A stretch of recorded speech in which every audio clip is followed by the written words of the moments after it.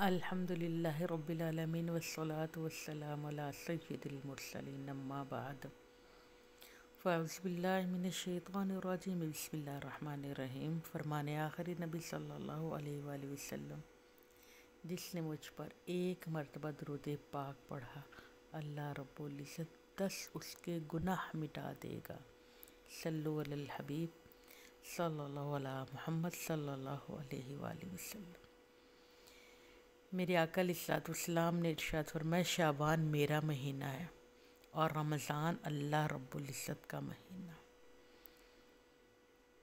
میرے آقا علیہ الصلوۃ والسلام نے فرمایا کہ اس سے مہینے میں جو عمل کرو گے، یعنی کہ اس مہینے میں روزے رکھو گے، نیک عمل کرو گے، عبادت کرو گے، ذکر اذکار کرو گے، واضح ہو گیا اس حدیث سے کہ اس کا اجر میرے آقا نے فرمایا اللہ تعالیٰ سے میں تمہیں دلواؤں گا، یعنی کہ میرا مہینہ ہے اور میں اللہ سے اس کا تمہیں اجر بھی دلواؤں اور اس کی میں شفاعت بھی کروں گا۔ اور میرے آقا علیہ الصلوۃ والسلام فرماتے ہیں کہ رجب اور رمضان کے درمیان ایک ایسا مہینہ ہے، لوگ اس کی شان سے غافل ہیں۔ اس مہینے میں بندوں کے اعمال اٹھائے جاتے ہیں اور فرمایا اس لیے میں روزہ رکھتا ہوں۔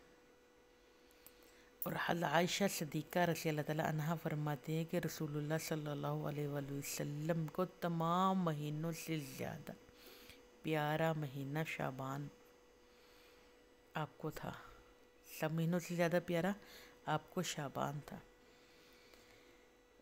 اور نبی رحمت صلی اللہ علیہ وآلہ وسلم نے ارشاد فرمایا، جو شعبان کی راتوں میں عبادت کرے اور دن میں روزہ رکھے، فرمایا میں ان کا اجر رب تعالیٰ سے دلواؤں گا۔ تو پتہ چلا اس مہینے میں زیادہ ہم درود پڑھیں، زیادہ استغفار کریں، ہم زیادہ روزے رکھ کر اپنے بدن کو رمضان کے لیے تیار کریں، پاک صاف ہو کر، تاکہ رمضان میں خوب رب تعالیٰ کی رحمتیں ہم لوٹ سکیں۔ اس سے پہلے رمضان آنے سے پہلے اپنے دل کی صفائی کریں، اپنے دل کو اور جسم کو روزوں کے لیے تیار کریں۔ اور میرے آقا علیہ الصلوۃ والسلام نے ارشاد فرمایا کہ یار لوگو، تم جانتے ہو شعبان کو شعبان کیوں کہتے ہیں؟ تو عرض کی یا رسول اللہ آپ ہی فرما دیجئے۔ نزہۃ المجالس میں میرے آقا نے فرمایا اس میں خیر کثیر اترتی ہیں اور رحمت کے دروازے کھل جاتے ہیں۔ اس مہینے میں رحمت کے 300 دروازے کھول دیے جاتے ہیں۔ سبحان اللہ۔ اب آپ کو سمجھ آ گئی ہوگی کہ اتنے زیادہ رحمت کے دروازے، اور اب تعالیٰ اس مہینے میں رزق تقسیم کرتا ہے۔ اب وہ بھی پتہ چل گیا جو رزق کی تنگی کے لیے پریشان ہوتے اس مہینے میں رب تعالیٰ سے مانگے، استغفار کریں۔ میرے آقا نے فرمایا اس مہینے میں اللہ رب العزت رزق تقسیم کرتا ہے اور اللہ رب العزت دعائیں قبول کرتا ہے۔ اور کیونکہ اس مہینے میں اللہ رب العزت شب رات والی رات، یعنی کہ 15ویں شب برات، پہلے بتاؤں شب کا مطلب رات، برات کا مطلب دوزخ سے آزادی والی رات۔ میرے آقا فرماتے ہیں اللہ تعالیٰ بنو قلب کی، اس قبیلے میں سب سے زیادہ جو بکریاں بنو قلب پالتا تھا اور ان کے بہت بال جانتے ہوتے ہیں، اور ان کے بالوں کے برابر گناہ گاروں کو دوزخ سے آزاد فرماتا ہے، سوائے 3 لوگوں کے، وہ محروم رہتے ہیں جنت سے، ماں باپ کا نافرمان اور زنا کرنے والا۔ ماں باپ کا نافرمان، زنا کرنے والا اور جادو کرنے والا، اتنے بد نصیب ہیں، ان کی اس رات بھی مغفرت نہیں ہوتی۔ اس مہینے میں اللہ رب العزت جنت کو، جبرائیل سے کہتے ہیں کہ جنت کو خوب سجاؤ، جنت کو سجایا جاتا ہے اور کہا جاتا ہے کہ حور و غلماں سے بھی کہو وہ تیار ہو جائے، اور وہ تمام فرشتے حور و غلماں جنت کے دروازے پر آ کر بیٹھ جاتے ہیں، اور انبیاء شہداء کی روحیں بھی خوش ہو جاتی ہیں، لوگوں کو نیک عمل کرتے ہوئے دیکھتے ہوئے، کیونکہ اس رات کوئی پریشانی نہیں، اس رات صرف رحمتیں اترتی ہیں۔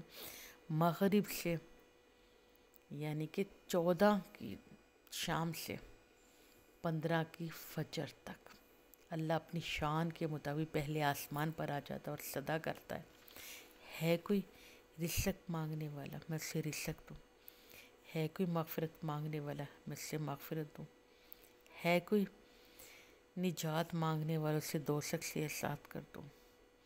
اور حضرت عطار بن یاسر یہ روایت کرتے ہیں میرے آقا علیہ الصلوۃ والسلام سے سنا، جب شعبان کی پہلی تاریخ ہوتی ہے تو ملک الموت کے لیے صحیفے لکھا جاتا ہے کہ کس انسان نے مرنا ہے، کس نے دنیا میں آنا ہے، کس نے دنیا میں بیمار رہنا ہے، کس کو کتنا رزق دیا جائے گا۔ یہ تمام راتیں 15ویں شب کو لکھی جاتی ہیں۔ اور اس رات میں نوافل پڑھنا، میرے آقا علیہ الصلوۃ والسلام نے فرمایا کہ جو شخص اس رات 100 رکعتیں نفل پڑھ لے، یعنی کہ شعبان کی 15ویں شب، اللہ تعالیٰ 100 فرشتے بھیجتا ہے۔ آپ نے غور کرنا، 100 رکعتیں پڑھنے والے پر 100 رب تعالیٰ فرشتے بھیجتا ہے۔ فرشتے آپ جانتے ہیں کہ معصوم ہوتے ہیں۔ 30 فرشتے اس شخص کو جنت کی بشارت دیتے ہیں، اور 30 فرشتے اسے امن و سکون کی خوشخبری سناتے ہیں، اور 30 فرشتے دنیا کی مصیبتیں اس کے لیے دفع کرتے ہیں، اور 10 فرشتے شیطان کے مکر و فریب سے بچاتے ہیں۔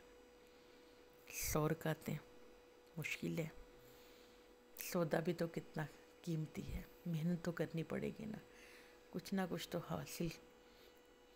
نیند کو کھونا پڑے گا آج کی رات تھوڑا سا اپنے جسم کو تھکانا پڑے گا، تھکاون اتر جاتی ہے، عمل ثواب باقی رہتا ہے۔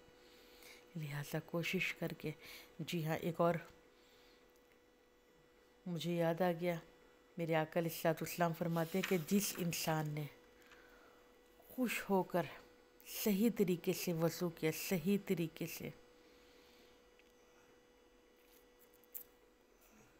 نوافل پڑھ لیے، بے شک وہ 2-4 پڑھ لے، مگر وہ رو کر تڑپ کر وہ دعائیں کرتا رہا، اور پھر وہ اپنے لیے حاجتیں مانگتا رہا، اپنے گناہوں کی استغفار کرتا رہا، اپنے رب کی بارگاہ میں التجائیں کرتا رہا، اللہ رب العزت اس رات کی اگر مانگ، انما الاعمال بالنیات، میرے آقا نے فرمایا ہر عمل کا دارالمدار نیت پر ہے، تڑپ کر سچے دل کے ساتھ مانگے اور صبح وہ روزہ رکھے۔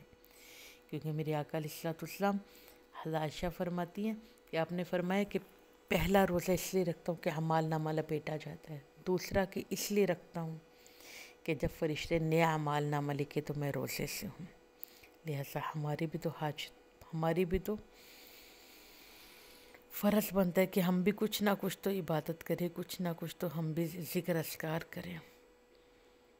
اور میرے آقا علیہ الصلوۃ والسلام فرماتے ہیں کہ جبرائیل نے مجھے کہا تھا یا رسول اللہ خوب عبادت کرو، میں نے خوب عبادت کی، تو پھر مجھے بتایا کہ اللہ رب العزت نے آپ کی تمام امت کی مغفرت فرما دی۔ اور آپ سب جانتے ہیں، سنا ہوگا، آپ لوگوں نے پڑھا بھی ہوگا، جب میرے مدنی کریم دنیا میں تشریف تب امت کا خیال تھا، غار ثور میں، غار حرا میں بھی امت کے لیے روتے رہے،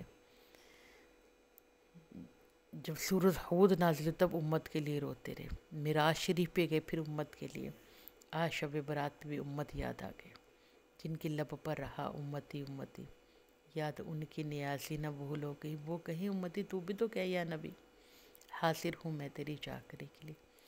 میرے آقا علیہ الصلوۃ والسلام نے خود عبادت کی اور حکم بھی دیا کہ یہ میرا مہینہ ہے، اجر و ثواب تمہیں میں رب سے دلواؤں گا۔ جو پیچھے کوئی ماں باپ کی سپورٹ ہو تو تب انسان بہادر سے دلیر بن کے کام کرتا ہے۔ تو میرے آقا علیہ الصلوۃ والسلام جو رحمت للعالمین ہے، شفیع المذنبین ہے، گناہ گاروں کی شفاعت کرنے والے ہیں، آپ کا فرمان ہے تو ہمیں دل و جان سے قبول ہے انشاءاللہ۔ اللہ رب العزت ہمیں توفیق عطا فرما دے، آمین اللہم آمین۔ کیونکہ شعبان کا یہ مہینہ ہے، نیکیوں کی لوٹ سے لگی ہوئی ہے، کہتے ہیں نا فلاں جگہ پہ لوٹ سیل ہے، تو جی ہم اس سے ہم نے دامن بھرنا ہے۔ اللہ میں توفیق عطا فرما دے. آمین اللہم آمین. صلو علی الحبیب صلی اللہ علیہ محمد صلی اللہ علیہ وسلم.